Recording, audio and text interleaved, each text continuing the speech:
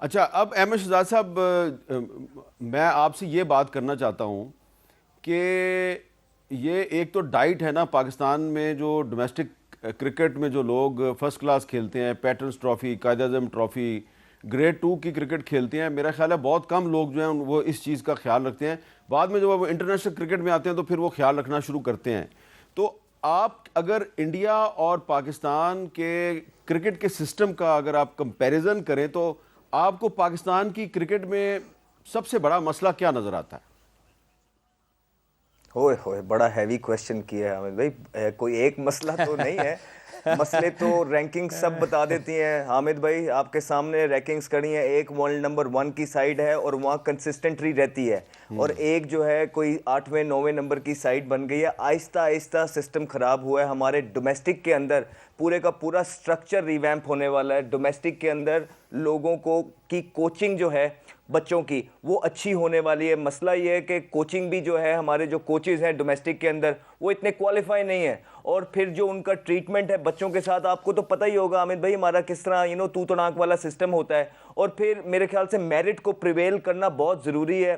तो निचले लेवल से आप लोग मेरिट को प्रिवेल नहीं करेंगे, ख्याल नहीं रखेंगे, तो वो प्रोडक्ट ऊपर नहीं आएगी। और जो प्रोडक्ट ऊपर आ भी जाती है वो भी कहीं ना कहीं उसके पीछे कोई ना कोई हमें देखने, हमारे सामने मिसालें हैं, नाम नहीं मैं लेना चाहता, सिफारिशें भी उसके साथ होती हैं। तो वो प्रोडक्ट पूरा बनता नहीं है। अगर कोई आ भी जाए तो दबा दबा प्रोडक्ट आता है। वेयर एज अगर आप भारत की बात करते हैं तो उनके आप देखें वो कोई दबा दबा नहीं आता, चाहे वो मेरिट है, हर एक चीज को वो प्रिवेल करते हैं। तो कोई एक चीज नहीं है सर, बहुत सारी चीजें हैं जिस पे काम होने वाला है, और हम पिछले 6-8 महीने से इन सारी चीजों की निशानदेही करा रहे हैं। अभी फिर एक दफा आईसीसी चैंपियंस ट्रॉफी आ गया है, हमारा पूरा फर्ज बनता है कि हम सपोर्ट करें अपनी टीम के अंदर, और ये पाकिस्तान को ये, क्योंकि आपको देखना पड़ेगा सर के पिछली दफा जब हम वर्ल्ड कप से एलिमिनेट हो गए थे क्वालिफाई किए बगैर, तो हमें ये बोला गया था, ये सीनियर प्लेयर, क्योंकि आवाम डिमांड कर रही थी प्रॉपर रिवैम्प, लेकिन हमें ये कहा गया था कि यार आगे आईसीसी का इवेंट चैंपियंस ट्रॉफी आने वाली है 6 महीने बाद,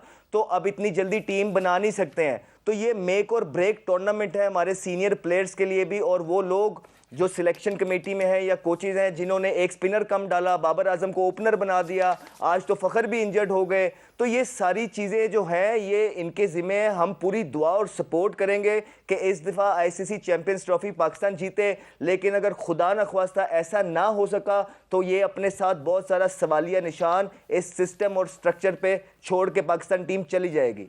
अच्छा आमिर साहब, ये अहमद शहजाद साहब ने रैंकिंग्स का जिक्र किया है, बिल्कुल ठीक है। पाकिस्तान की रैंकिंग्स जो हैं वो काफ़ी मुतासर हुई हैं, तो क्या इसकी वजह पाकिस्तान में जो क्रिकेट का सिस्टम है, जो क्रिकेट का स्ट्रक्चर है, वो भी उसकी एक वजह है? हम चाहते हैं कि हमारी टीम जो है वो जब भी किसी टीम के साथ मैच खेले तो जीते ज़रूर, लेकिन क्या आप ये बताना पसंद करेंगे कि ये टीम जो है इसके पीछे जो सिस्टम है वो सिस्टम इस काबिल है कि ये टीम जो है ये पाकिस्तान के जो क्रिकेट के शायकीन हैं उनकी उम्मीदों पर पूरा उतरे?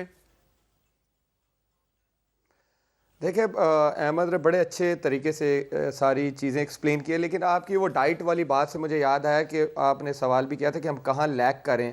देखिए अगर आज भी आप जाके डोमेस्टिक क्रिकेटर से पूछे ना, क्रिकेटरों से, कि वो डेली अलाउंस जो है वो 1000 से 2000 पे है, तो आपको पता है कि वो अब जो एक फास्ट बॉलर है वो दिन में अगर 4 डे मैच खेल रहा है वो जाके क्या खाना खाएगा 1000-2000 में।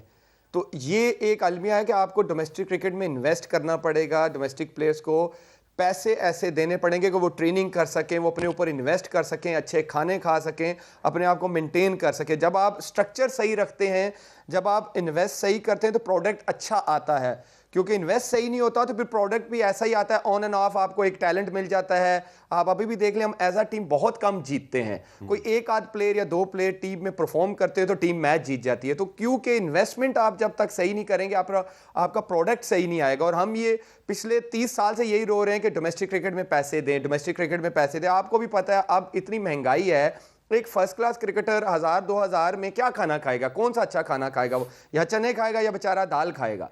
तो ये चीज़ें बहुत ज़्यादा ज़रूरी हैं क्रिकेटरों पे इन्वेस्ट करने वाली। वैसे चने और दाल भी अब और काफी सर महंगी दूसरा, मैं आमिर की बात को आगे बढ़ाता चलूं, देखिए ना कि अब चेयरमैन चेंज होते हैं, साल में 3 चेयरमैन आ जाते हैं, वो एक चेयरमैन जाते हैं, उसके बाद वो अपनी टीम दोबारा से ले आते हैं। पुराने चेयरमैन ने जो प्लान्स ले डाउन किए होते हैं वो सारे उठा देते हैं और एक नए प्लान जो है ना ले डाउन हो जाते हैं। उसके बाद जब नया आता है वो फिर से आधे रास्ते, कोई चीज कंप्लीट नहीं हो रही है पाकिस्तान के अंदर, हाँ, सही जिसका बात। नुकसान सिर्फ और सिर्फ पाकिस्तान की क्रिकेट जो है ना उठा रही है। अच्छा, राशिद लतीफ़ साहब जो हैं उनके साथ हमारा राब्ता हो गया, अब उनसे बात करते हैं। राशिद भाई, बहुत बहुत शुक्रिया, वेलकम टू कैपिटल टॉक। हम अहमद शहजाद साहब और मोहम्मद आमिर साहब के साथ पाकिस्तान के क्रिकेट के सिस्टम पे बात कर रहे हैं। तो आपको क्या लग रहा है कि ये जो टीम हमारी इस वक्त चैम्पियंस ट्रॉफी में न्यूजीलैंड के खिलाफ बरसरे पेकार है, ये टीम आगे चलकर ये आम पाकिस्तानी क्रिकेट फैंस की उम्मीदों पर पूरा उतरेगी? क्या सिस्टम ऐसा है पाकिस्तान में क्रिकेट का कि ये टीम जो है ये हमारी उम्मीदों पर पूरा उतरे? देखिए, एक आध दो टूर्नामेंट जीत सकते हैं, हो सकता है हम ये चैंपियंस ट्रॉफी जीत जाएं, यू नेवर नो।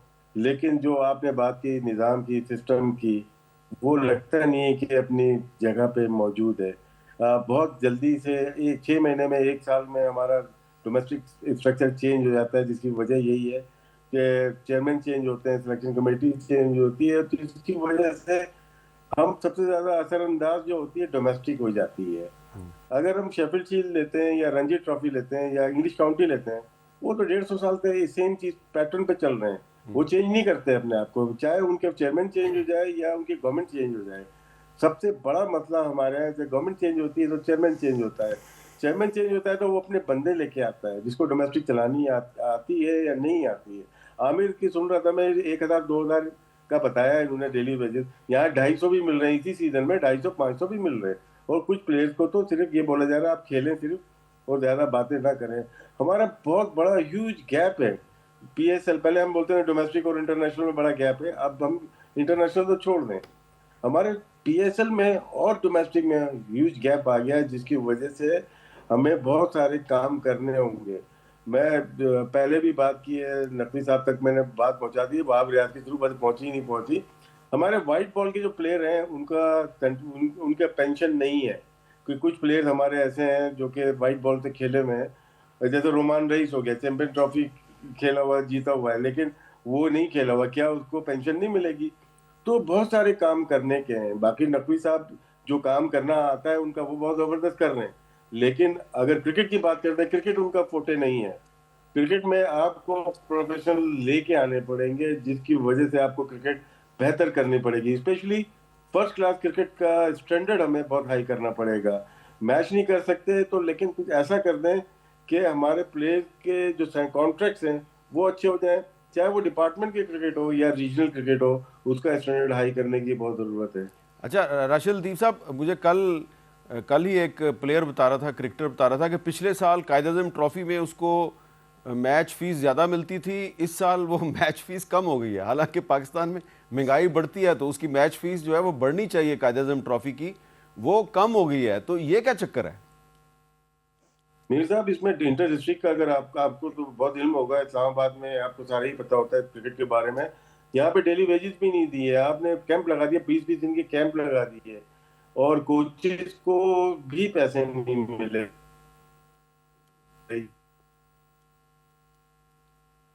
ये वाहिद बोर्ड है दुनिया का जो कि अपने कोचेस को अकोमोडेट नहीं कर पाता, वेजेस नहीं दे पा रहे हैं। हालांकि स्कूल खुले हुए थे, आप 6 बजे उनको बुला रहे हैं, छुट्टियां नहीं थी, तो उनके एजुकेशन का भी फर्क होता है। तो आपको जो स्केड्यूल बनाना चाहिए कैंपिंग का, वो स्कूल की मुनासबत से कि स्कूल कब खुले हैं, कॉलेज यूनिवर्सिटी के हिसाब से, कितने लोगों के तो पेपर्स भी आ जाते हैं। तो आपकी बात दुरुस्त है कि जिस तरह से क्रिकेट चल रही है, फाइनेंशियली बहुत वीक हो गए हैं।